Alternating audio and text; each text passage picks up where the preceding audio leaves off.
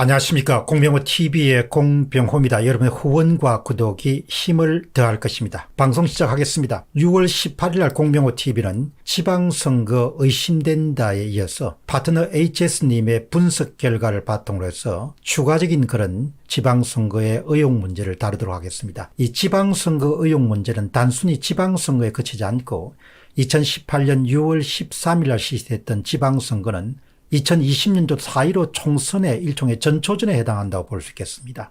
그런데 분석을 해가다 보면은 4.15 총선에서 만날 수 있던 많은 의혹이 이미 2018년 6.13 지방선거에서도 테스트되었다, 실험되었다, 검증되었다, 그런 생각을 하지 않을 수가 없습니다. 파트너 HS님은 엑셀 분석 결과를 바탕으로 해서 이렇게 주장합니다. 울산, 인천, 대구, 부산시장 선거에 대한 분석 작업 결과 사전투표 조작이 강하게 의심된다, 이렇게 결론을 내렸습니다. 지금부터 여러분에게 소개해드리는 것은 파트너 HS님이 6월 17일 날 내보낸 6.13 지방선거도 사전투표의 조작이 강하게 의심된다. 사전투표와 당일투표의 차가 경북지역만 하더라도 평균 10%가 민주당이 당일투표율보다 높다라는 그런 방송을 내보냈습니다. 첫 번째 질문은 주요 도시 6.13 지방선거 분석입니다. 이 시간에는 울산만 다루도록 하겠습니다. 여러분이 잘 아시는 송철호 울산시장은 울산시장 지방선거 청와대 개입 사건으로 해서 지금 사건이 재판에 계류되어 있고 진행 상태입니다. 한번 여러분들이 지금 테이블을 보시기 바랍니다. 맨 위에는 총투표수, 사전투표 같은 경우에는 17만 8,763표, 그 다음에 왼쪽에 네 번째로 내려오시게 되면 당일 투표 총수는 35만 4,104표 정도가 됩니다. 두 개를 합치게 되면은 한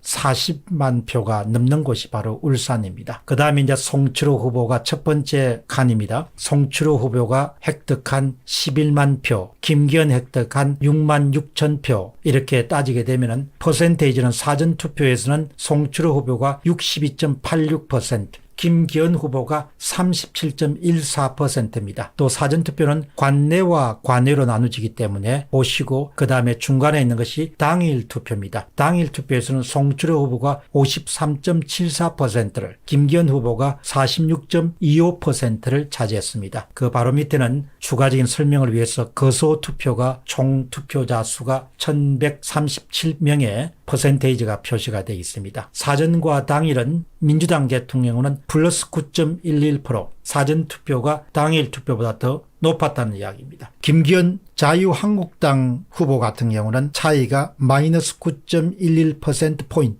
사전투표가 당일 투표보다 낮았습니다. 자, 지금부터 저의 분석 결과를 말씀드리도록 하겠습니다. 첫 번째는 당일 투표는 상당히 정직하다. 그러니까 민심을 제대로 반영한 것은 당일 투표다, 그렇게 보시면 좋겠습니다. 두 번째는 통계학은 위대하다. 여러분들이 중간에 보시게 되면 당일 투표와 거소 투표를 볼 수가 있겠습니다. 거소 투표는 표본의 수가 아주 작습니다. 1137개에 불과합니다. 그러나 1137개의 표본수를 가지고 당일 투표들을 일종의 모집단으로 보고 그것을 추정한 값이 송철호 후보 같은 경우는 52.77%포인트입니다. 그리고 김기현 후보 같은 경우는 47.23%포인트입니다. 여러분, 당일 투표의 푸른색 값하고 거소 투표의 득표율을 한번 비교해 보시기 바랍니다. 아주 유사합니다. 불과 1137개 정도의 표본을 가지고 당일 투표를 추정한 결과도 오차가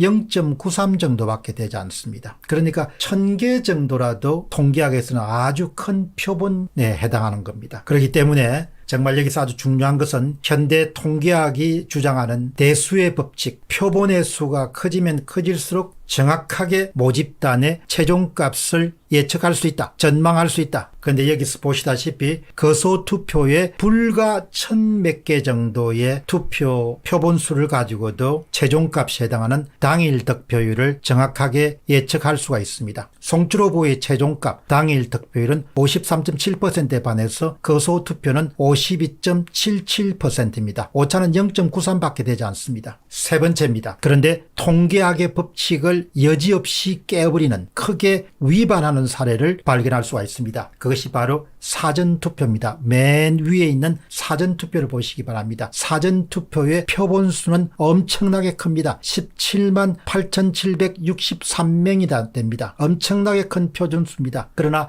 사전투표를 이용해서 추정값과 당일 투표의 최종값 사이에는 큰 차이가 있습니다. 무려 9.11% 차이가 발생하는 겁니다. 이것은 통계학 법칙, 대수의 법칙을 깨버리는 것입니다. 표본수가 커지면 커질수록 표본 집단에서 나온 추정값은 모집단의 최종값과 거의 비슷해진다. 1000개 정도의 표본수를 갖고 있는 거소투표 1137개를 가지고 모집단의 최종값에 해당하는 당일 투표를 추정한 값이 그 격차가 얼마 되지 않습니다만은, 그러나 사전투표는 엄청난 표본수 17만 명을 넘어서는 표본수에도 불구하고 표본 오차가 너무나 커지게 됩니다. 이것은 바로 통계학의 법칙을 정면으로 깨버리는 겁니다. 네 번째입니다. 2018년도 6.13 지방선거의 다른 도시들의 기관장 투표와 마찬가지로 항상 민주당 후보는 사전 득표율이 당일 득표율보다 높습니다. 항상 플러스입니다. 반면에 통합당은 항상 사전투표에서 득표율이 당일 득표율보다 낮습니다. 그래서 항상 마이너스입니다. 그 크기가 8몇 % 정도가 됩니다. 8% 내외. 그런데 또 한 가지 여러분들 보셔야 될 부분 가운데 하나는 사전투표 가운데서도 관내 사전투표와 관외 사전투표가 있습니다. 그런데 관내 사전투표가 훨씬 더 조작이 많이 되어 있습니다. 여러분 도표를 보시면은 송추로 후보의 관내 사전 득표율 61.76%, 송추로 후보의 관외 사전 득표율 65.06%입니다. 항상 송추로 후보의 관외 사전투표가 더 인플레이트 되어 있다. 더 높게 매겨져 있습니다.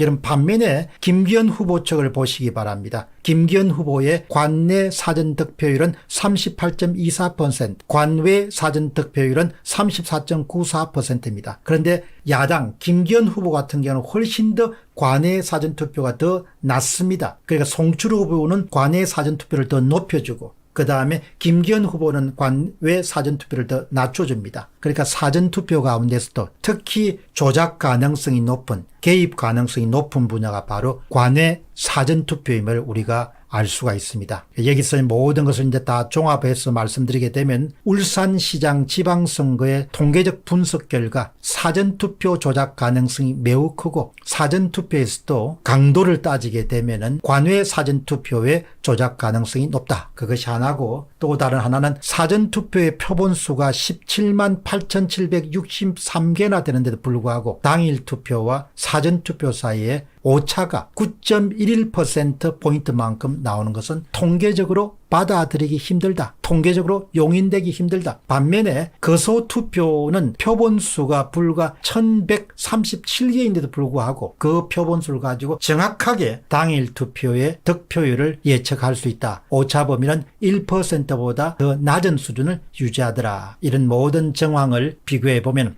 특히 울산시장 지방선거의 사전투표 과정에서 통계학의 기본 법칙인 대수의 법칙이 깨졌음을 확인할 수 있습니다. 이것은 바로 울산시장 지방선거 사전투표에서 조작이 발생했을 가능성이 매우 높음을 우리에게 시사하고 있습니다. 또 이것은 바로 2020년 4.15 총선에서 조작 가능성과 매우 일치하는 것임을 우리에게 잘 보여주고 있습니다. 공병호 TV의 공병호였습니다. 감사합니다.